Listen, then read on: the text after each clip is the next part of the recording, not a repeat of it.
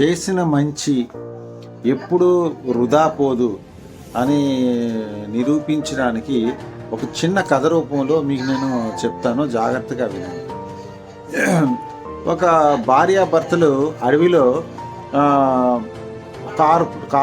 Car ద్వారా ప్రయాణం చేస్తూ ఉంటారు అన్నమాట. సో వెళ్తున్నప్పుడు అక్కడ అడవి మధ్యలో కారు ఆగిపోతుంది. సో కారు ఆగిపోతే ఎక్కడ మెకానికల్ దొరకరు, ఎలా వెళ్ళాలి ఇంటికి, అసలు ఏంటి అని చాలా అయోమయంలో ఉంటుండగా ఎదురు నుంచి ఒక ఆయన నడుస్తూ వస్తుంటాడు. సైకిల్ మీద బండి మీద వెళ్తూ ఉంటారు. ఆపుతారు.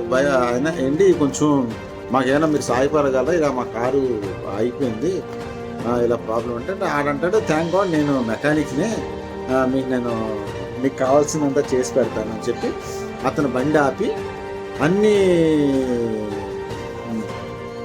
ఆపి కారు మొత్తం మ్యాక్సిమం ట్రై చేసి ఎలాగో ఒకలాగా కష్టపడి కారు స్టార్ట్ చేస్తారు. కారు స్టార్ట్ చేసిన తర్వాత భార్యాభర్త ఎవరైతే ఉంటారో వాళ్ళిద్దరు డాక్టర్స్ అనమాట, వెరీ రిచ్ పీపుల్. అంటారు మీరు ఎంతైనా డబ్బులు రిచ్, వీఆర్ వెరీ హ్యాపీ, మాకు ఈ టైంలో ఈ సర్వీస్ మీరు అందించినందుకు, సో మీరు ఎంతైనా డబ్బు తీసుకున్నట్టు. ఆయన అంటాడు లేదు కూర్చుండే మటుగా డెఫినెట్గా తీసుకునేవాడిను, కానీ మా గురువుగారు ఒక మాట చెప్పారు, మనకున్న ఏదైతే విద్య ఏదైతే ఉందో ఒకరు కష్టంలో ఉన్నప్పుడు వాళ్ళకి ఆపదలో ఉన్నప్పుడు ఆదుకునేటప్పుడు మటుగా మనం ఫ్రీగా సర్వీస్ చేయాలి, డబ్బులు అయితే తీసుకోకూడదని చెప్పారు. సో ఆ నిబంధన ప్రకారంగా నేను తీసుకోలేను అని అంటారు. సరే వాళ్ళు ఎంత కన్విన్స్ చేసినా ఒప్పుకోవడం వెళ్ళిపోతారు వీళ్ళు ఎవరి దారంటే వాళ్ళు హాస్పిటల్స్ వాళ్ళ బిజినెస్లో అంతా హ్యాపీగా వాళ్ళు తీసుకుంటారు.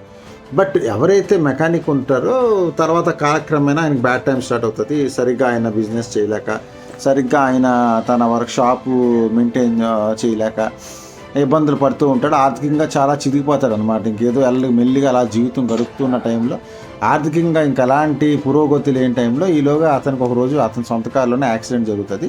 ఇంకా ప్రాణాపాయ స్థితిలో ఉంటాడు అనమాట. ఆ ప్రాణాపాయ స్థితిలో అతనికి మామూలుగా అసలు ఒక మంచి ప్రైవేట్ హాస్పిటల్లో కూడా వైద్యం అందించలేక వాళ్ళ ఫ్యామిలీ అలాంటి పరిస్థితిలో ఉంటుంది అనమాట.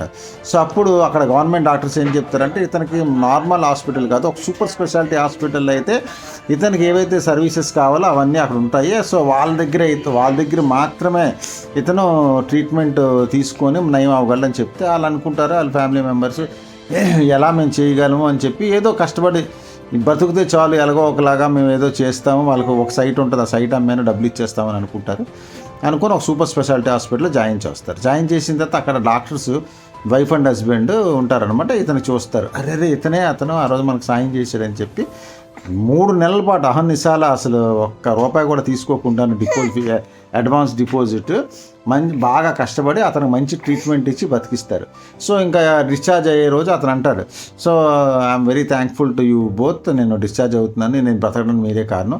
సో నా దగ్గర అయితే ఎక్కువ డబ్బులు లేవు, నా దగ్గర ఉన్న ఒక సైట్ ఉంది, సైట్ అమ్మి మీకు డబ్బులు ఇచ్చేస్తానంటే లేదు ఆ రోజు మీరు మాకు సాయం చేశారు, సో ఆ సాయాన్ని ప్రతిఫలంగానే ఇది మీకు దేవుడు ఇచ్చారు తప్ప మాకు ఒక్క రూపాయి కూడా వద్దని చెప్పి అతనికి మంచి గౌరవించి మిగతా ఇంకో 4 రోజులు కూడా అతనికి కావాల్సినవన్నీ అందుబాటు, మందులు, మెడిసిన్, బతకడానికి డబ్బు అంతా ఇచ్చి పంపిస్తారనమాట. సో ఈ కథలో మనం నేర్చుకున్న నీతి ఏంటంటే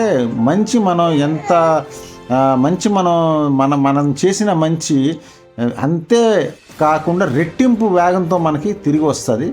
సో ఇది సైన్స్ కూడా అదే చెప్తుంది అనమాట. According to the Newton's third law, every action there is equal and opposite reaction. So మనం చేసే ప్రతి మంచి కూడా మనకి ఇంకా అధిక రూపంలో మంచి అయి వస్తుంది. సో చాలామంది అనుకుంటారు నేను మంచి చేస్తున్నాను కానీ నాకేం దేవుడు చేయట్లేదు, నాకేం చేయట్లేదు, ఇది వాళ్ళ తప్పుడు పర్సెప్షన్. నిజంగా మీరు మంచి చేస్తే ఆ మంచి డబల్ అయి మీకు వెనక్కి వస్తుంది. సో ఇది ఒక మంచి కథ, ఒక మంచి మోరల్ అన్నమాట. ఇది ఒక నీతి కథ అంటారు. అలానే